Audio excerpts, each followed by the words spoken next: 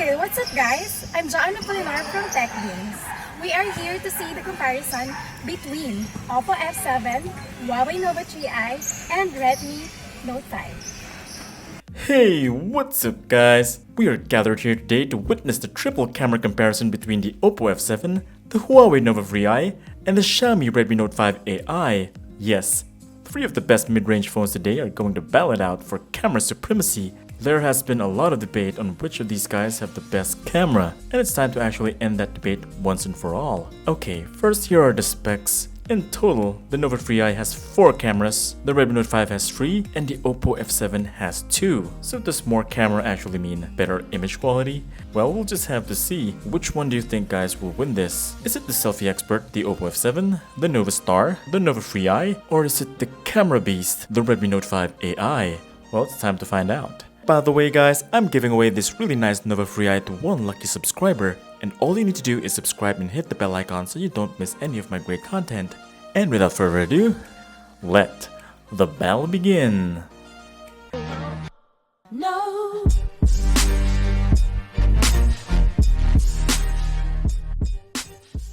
Okay, here we go. Now all of the photos here were taken using the point and shoot, all in default settings. Currently, I did not enable AI on the Nova 3i, and from my first impressions, the Oppo F7 is the most eye-catching among the three, and this time I enabled AI on the Nova 3i and vivid mode on the Oppo F7. The color saturation just went up big time for both, but I can see that the Nova 3i is able to flesh out some more of the dark parts of the leaves, and looks much better now. And let's not forget about the Redmi Note 5 AI, which closely represents the real thing, although it does look dry and boring to me. And here's a nice photo with Joanne. I guess the Nova 3i was the best looking one here for me. No AI here by the way, and then followed by the Oppo F7. I guess it was a little bit too overexposed to me. Then we have the Redmi Note 5 AI, which for me looks fine, but lacks the oomph that the other two have. Just looks kinda dry. And here's with AI and vivid mode turned on. The Nova 3i was a bit too harsh in the colors here, already making her skin look magenta. The Oppo F7 does have the color bump as well here, but her skin still looks natural. But the most natural award would have to go to the Redmi Note 5 AI. It's the most accurate among the three. And here's another one with AI off on the Nova 3i. And yeah, it looks a lot better now. And here's some more photos with AI and vivid mode turned on.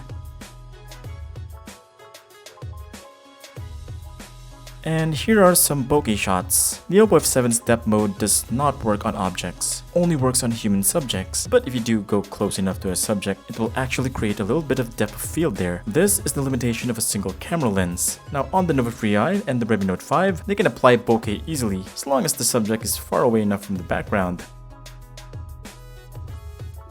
And coming into HDR, if you turn off the AI on the Nova 3i, it will not use HDR. And I turn on both the HDR on the other two. Unfortunately, you won't be able to get HDR separately for the Nova 3i. It's always part of the AI, which means it always comes with extra saturation. It did make the photo look a lot better compared to the original though, but I would have to say that the Oppo F7 clearly has the best dynamic range among the three. It's able to expose the details in the brightest and the darkest parts of the photos, followed by the Nova 3i, and finally, the Redmi Note 5 AI.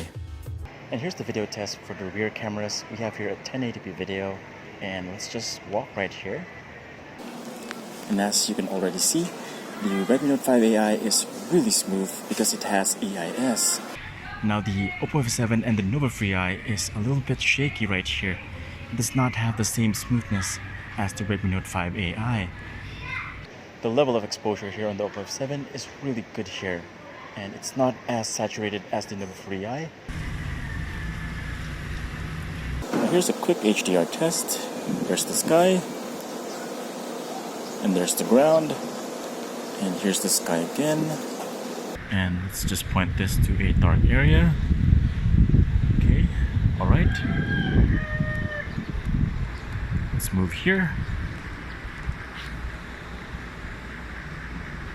Now for some low light shots. Right here we have the Batman, and I took this shot inside of a mall, and from here I pretty much used AI all the way. And yeah, I had to zoom in to actually check out the details, and starting from the face here I can see that the Oppo F7 has a little bit of grain and noise there on his face, although it is the best exposed here. The Redmi Note 5 is also doing an amazing job here as well. It doesn't have as much noise, it's just that it has trouble exposing some parts in the dark areas. And we have the Nova 3i looking a bit faded and soft here, and checking out his body here, I believe the Oppo F7 looks the best here. His abs definitely looks better on the Oppo F7. That bump under his belt though, I think they overdid it here. It's too big. But yeah, let's just go back. So yeah, the lighting here is still quite good. Right here we have Aquaman. Now the lighting here is not quite as good, and you immediately see a noticeable drop in quality for some of the pictures. Well, the most noticeable one is the Nova Free Eye. It looks very soft and a bit faded, and the color temperature, it's just not the best here. At first look, the Oppo F7 looks the best here, but I would have to give it to the Redmi Note 5 AI. From the hair, the skin, the armor, it still looks sharp. And also, it was able to retain some of his facial features. I guess the Oppo F7 kind of smoothened his face here. Now here's some more low light shots, and as you can see, the Nova Free Eye is just not on par with the other two anymore. You could really see that its quality has dropped quite a bit, and it's looking a little bit washed out. Now for the Oppo F7 though, in almost all of the light shots, it was the brightest and had the best exposure among the three. It was able to reveal so much at night without getting too much noisy, and the Redmi Note 5 is no slack either. The quality is still great, just not as well exposed as the Oppo F7. And right here I used LED flash to take the picture because it was super dark here. And from what I'm seeing right here, both the Oppo F7 and the Redmi Note 5 AI was able to capture her pretty well, while the Nova 3i was still struggling. The Redmi Note 5 AI though is the best here, capturing more details. If you look closely at the floor, you really see the extra details. And now for the low light video. The Oppo F7 seems to have some focusing issues here, and the jello effect looks to be showing up some more. The Nova Free Eye doing quite well. I don't see the same jello effect. It looks pretty good. The Redmi Note 5 provided the best results though. It's still buttery smooth and well balanced.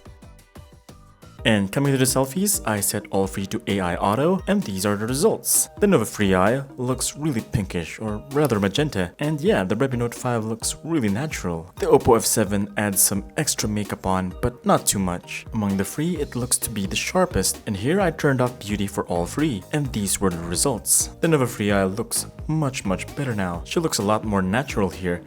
And here's a goofy photo. I like how the Oppo F7 made my shirt looking brand new here, and on the Nova Free Eye, it really looked warm, perhaps not the best approach for the AI, and the Redmi Note 5 looks good, just that it felt kind of dry to me. Hi guys, this is the Oppo F7 and Nova 3i.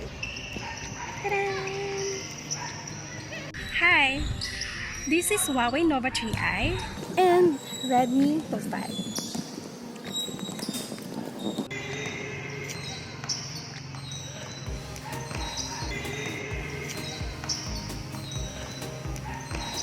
And now it's my turn. This is the selfie video test in daylight. Now I actually disabled the beauty filter for all three because on the Oppo F7, if you have the beauty filter, it will not record in 1080p. It will only record in 720p. And from what I'm seeing right here, the Nova 3i still has some beautification going on. There's still some lipstick there. And we have here the Oppo F7. It's not really that noticeable. And then we have the Redmi Note 5 AI right here. It's very simplistic. But the sharpest among the three is the Oppo F7 right here. Wow, that's really nice. Now here are the low light selfies. Here's a picture with Batman. The Nova Free Eye was able to reveal Batman the best here thanks to HDR Pro. All three doing well here. This is still good lighting though. Now this is bad lighting. And from here, the Oppo F7 sets itself apart from the other two. It is simply a low light beast. I'm sure Aquaman will agree here. Just look at him on the other two compared to the Oppo F7. It's not even close. There's a reason why only the Oppo F7 has the watermark for the selfie, and that is because Oppo has great confidence on their selfie camera. The other two don't have watermark options for the selfie. It's really non-existent in their camera app. And here are some bokeh shots at night. You can really see the Oppo F7 just killing it here. The blurring of the background is not as pronounced as the other two though. And right here is a selfie taken on a very dark area. I used flash on all three here. Now the Redmi Note 5 had the best results here since it had LED flash, which provided stronger lighting. The other two only had screen flash, which was not strong enough to help the cameras capture sufficient information to get a good image. Alright, this is the selfie low light video test, the extreme one. And from the looks of it, the Oppo F7 is the best in exposure, followed by the Redmi Note 5 AI, but it does have a lot of grain and noise right there.